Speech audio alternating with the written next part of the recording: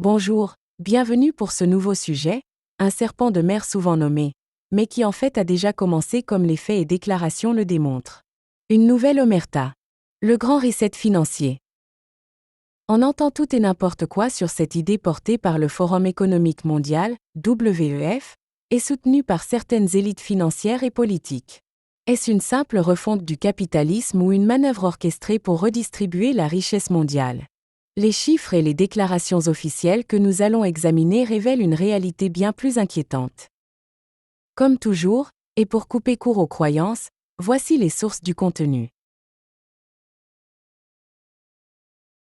Le terme Grand Reset a été popularisé par Klaus Schwab, fondateur du Forum économique mondial, WEF, dans son livre Covid-19, The Great Reset publié en 2020. Selon lui, la crise du Covid-19 a révélé les failles du capitalisme actuel et offre une opportunité unique de réinventer l'économie mondiale. Les principes du Grand Reset reposent sur 3 piliers: la refonte du système économique avec la redistribution des richesses via des mesures fiscales mondiales, la réorientation des investissements via une transition forcée vers des économies vertes et numériques, et une reconfiguration des rôles des banques centrales et des États avec une augmentation du contrôle monétaire.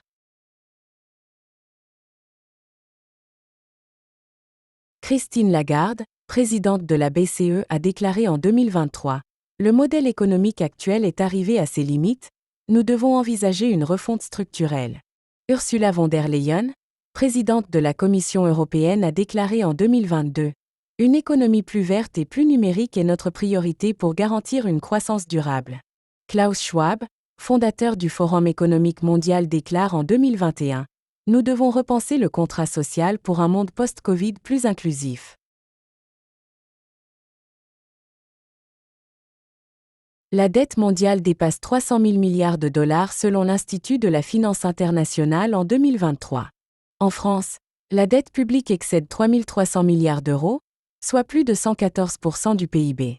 Aux États-Unis, elle atteint 32 000 milliards de dollars, un fardeau colossal.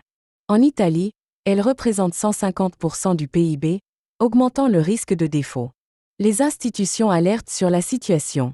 La Banque de France écrit en 2023 : « La charge de la dette explose avec la remontée des taux d'intérêt. » En 2023 toujours, la Banque centrale européenne déclare : « Les États doivent anticiper une restructuration de leur dette publique. » En premier lieu, la création monétaire massive qui génère l'inflation.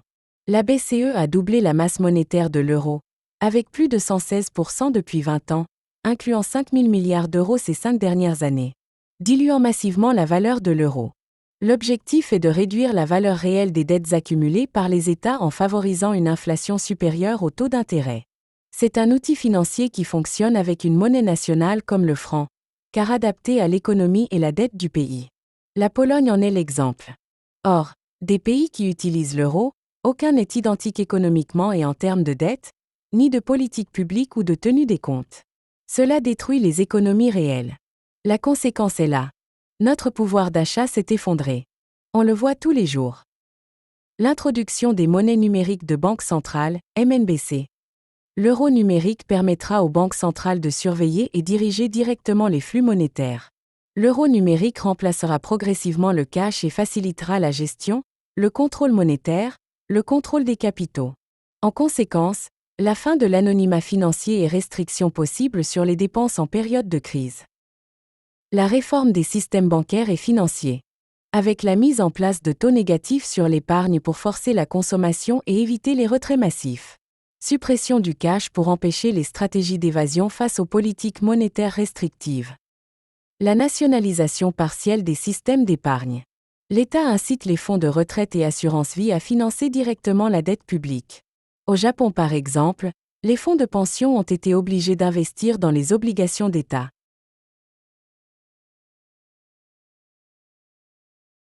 Baisse programmée des taux de rendement de l'assurance-vie, inférieure à l'inflation. Les assurances-vie ne sont plus rentables face à l'inflation, la montée de taux étant supérieure au rendement. Hausse des impôts déguisés via une inflation dirigée. Restriction des retraits bancaires en période de forte volatilité financière. Preuve à la poste. Contrôle total des flux financiers par la BCE via l'euro numérique. La Banque centrale européenne en banque unique, soit la fin actée des banques commerciales et contrôle total des flux par la BCE.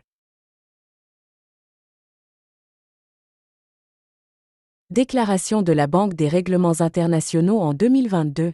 Une refonte du système monétaire est nécessaire pour assurer la stabilité globale. BlackRock, Vanguard, State Street. Ces fonds contrôlent plus de 20 000 milliards de dollars d'actifs. Mise en place de réglementations pour renforcer la surveillance des flux monétaires.